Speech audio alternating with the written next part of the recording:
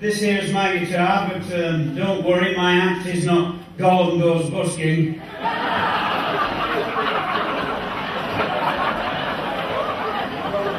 It's not Celebrity X Factor with me, Duncan Goodhue. And it's really not Alexander Litvinenko Unplugged.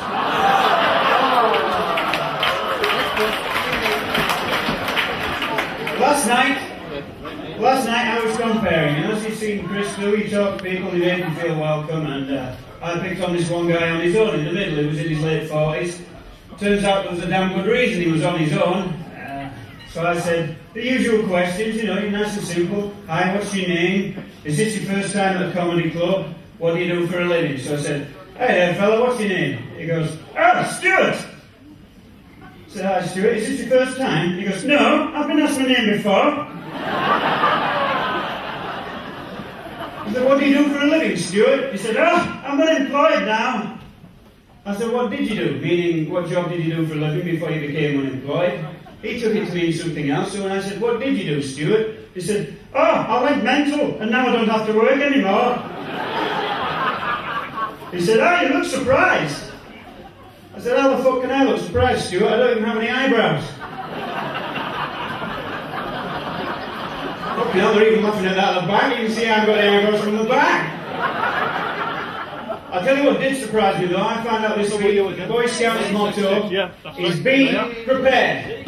Now let's everybody do that for 3. 1, 2, 3. Be prepared. See, that sounds right. That's it. But this has come as a surprise to me. When I was a lad, I was a Boy Scout for a while. But our Scout leader, he didn't tell us the Scout motto was be prepared. He told us the Scout motto was, what happens in the tent stays in the tent. I might have been young and naive, but I knew what he meant, though. He meant be prepared. Oh, this is good. This is doing me good. I needed to get out of the house because I've had a bit of bad news this week. Do we have any cat owners in? Give me a meow. Somebody's cat's been on the heavy red wine by the sound of it. If you've got a dog, give me a woof. Cat. Dog. Cat. Dog. That settles it, I'm getting a dog. I have a cat right now, but not for much longer. He's on his last legs. It is quite sad, isn't it? Because he lived quite a long time, Cass, but this one's not going to. He's ready for the knackers yard. I was Saturday, isn't it? So Thursday I was allowed to bring him home from the vet again, but it's told me it's just a matter of time now. He's got the big C. Curiosity.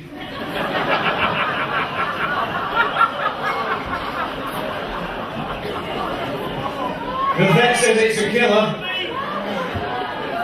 He's got the worst kind you can get as well. He's got testicular curiosity. So when I told him we were off to the knackers yard, his little face lit up.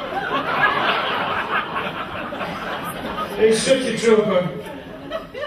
I left him home tonight, he was singing Hi Fiddly Dee, the knackers yard's for me. This all comes as a huge shock. I had no idea he could sing. I'm not being too good myself. I suffer from paranoia a lot, which is awful. Everywhere you go, you think people are staring at you. So I asked my dad about that, because throughout my life, my dad has been the first person I talked to when I need advice, and he's always had the most simple and honest words of wisdom. Whenever I've had a problem, no matter how complicated, he's had these simple little sayings that get me through. You might have heard one or two of them. He used to say, if the cap fits, wear it. And he used to say, if the shoe fits, wear it. And if the cap doesn't fit, try it on your foot, it might be another shoe, son. So I asked him, I said, Dad, you used to be really paranoid all the time, but you're not at all anymore, how come? Well, he just looked at me and smiled and said, son, I stopped being paranoid the day I realised they're not out to get you. They're not out to get you. They're out to get you, son. Why have you got a shoe on your head? Okay, how about a song? Give me a cheer if you own, not necessarily are wearing, give me a cheer if you own a hooded top. Right.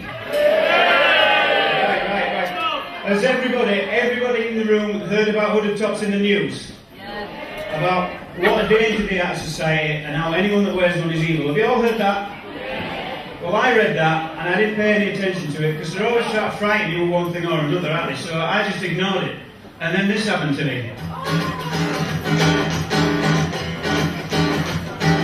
I was searching for clothes in a Manchester store when the sales assistant stopped. He said, "What are you looking for?" He looked me up and down and said, "You look like you're lost," with the implication being that I didn't like the cost of the clothes that were hanging. He thought I couldn't afford. I said, "Here, mate, I'm just after something I might not have worn before." But you know the kind of shop assistant I'm talking about? He thinks he's a bit special because he once served Wayne Rooney. I'm not at all sure how that works away from a football pitch. Wayne Rooney is just a fat chap.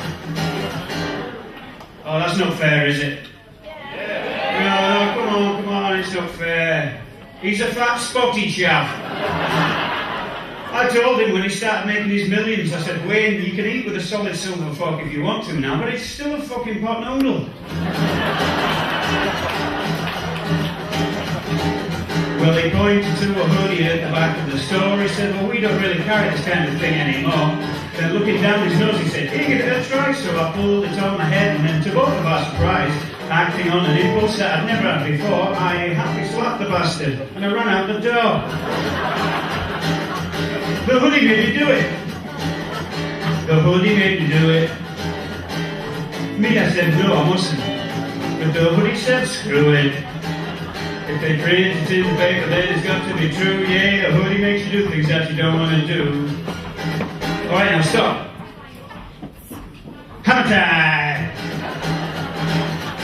Hey, you have to keep your finger on the pulse in this game.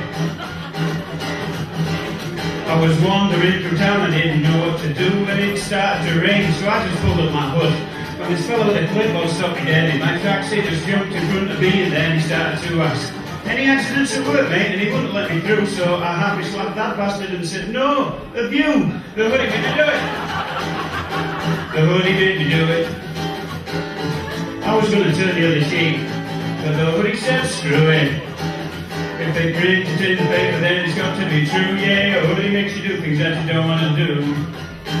Laugh, I very nearly consolidated all my debts in on one simple payment. Fucking Carol Vorderman. Hey, she pretends to be all sweet and polite on the telly, but let me tell you, when you get late fee payments, Carol Vorderman turns into a bitch. She kicked the shit out of me, but not before I managed to knock a couple of her teeth out. I didn't hang about to count, but I think it was 2 from the top and 3 from the bottom. You still would. Of course, all such random acts of casual violence landed me in court, and you know what my solicitor said? The hoodie made him do it. Your Honour, the hoodie made him do it. He's always been a goody-goody. To me, what, that bloody hoodie? If they printed in the paper, Your Honour, and it's got to be true, a hoodie makes you do things that you don't want to do. And I rest my case. The bastard. I had the last laugh with that bastard, though. It was no win, no fee. Hey! How I laughed in prison. Where I had to share a cell with this creepy old guy. He said, "Welcome to hell, boy, but don't worry, time flies if it's just play little games like mums and dads." And he said, "Who's your daddy?" And he dropped his pants. Well, I was just a baby when I got circumcised, so as he shuffled towards me, I could not believe my eyes. His Willie's got a hoodie. His Willie's got a hoodie. Oh, shit. There's no way that's going to fit. He said, "So I'm not homosexual, but I shouldn't have to tell you. A hoodie makes you do things that you don't want to do." Thanks very much.